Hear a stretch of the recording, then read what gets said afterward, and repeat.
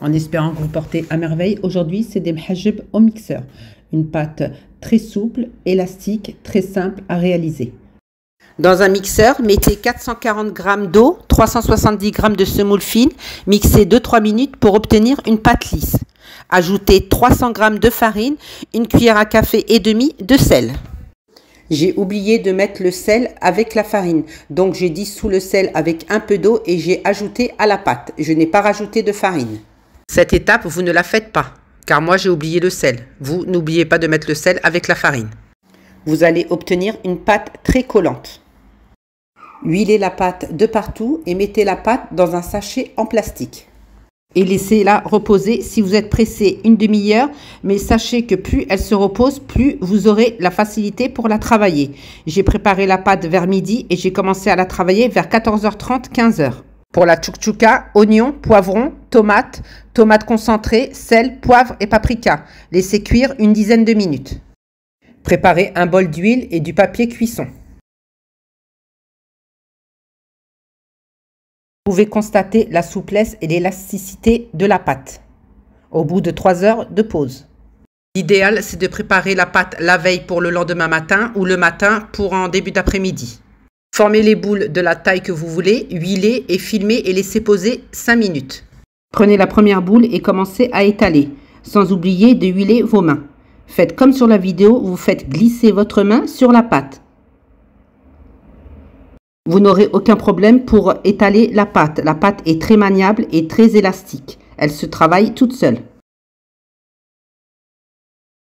Vous ne faites pas comme moi. Ne mettez pas le papier cuisson sur la pâte. Celle-ci, c'est la deuxième. Pour la première, j'ai huilé le plan de travail et j'ai eu du mal à étaler car le papier cuisson glissait. Donc, ne surtout pas huiler le plan de travail. Par contre, huilez la feuille. Sinon, au moment de la cuisson, la pâte va coller au papier. Déposez la farce au centre sans dépasser le carré.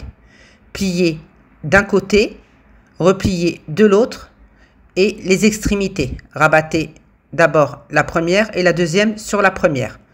Et vous déposez sur le côté, filmez pour laisser reposer. N'oubliez pas, celle-ci, ce sera la première à cuire. Et vous refaites le même processus avec toute la pâte. Pour la cuisson, c'est comme vous voulez. Sur une poêle, un tagine ou une crêpière. Le feu un peu plus de la moitié. Dès que l'on dépose le mhajib à peine une minute et on la retourne. Et ceci plusieurs fois. Même si c'est pas cuit, il faut la retourner pour s'assurer qu'il cuit à l'intérieur et de partout jusqu'à obtenir une belle coloration. Je récapitule les étapes. N'oubliez pas le sel dans la farine, ne pas huiler le plan de travail, déposer le papier cuisson, puis huiler le papier cuisson et étaler la pâte. Si vous voulez la congeler, la cuire à blanc.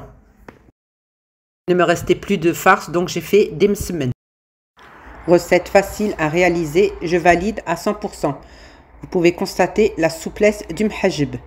Là, c'est encore chaud, je vous fais une découpe, mais vraiment succulent. Nous arrivons à la fin de la vidéo en espérant qu'elle vous a plu. N'oubliez pas de republier un maximum les petits cœurs, les commentaires pour plus de recettes simples et faciles. Bye bye!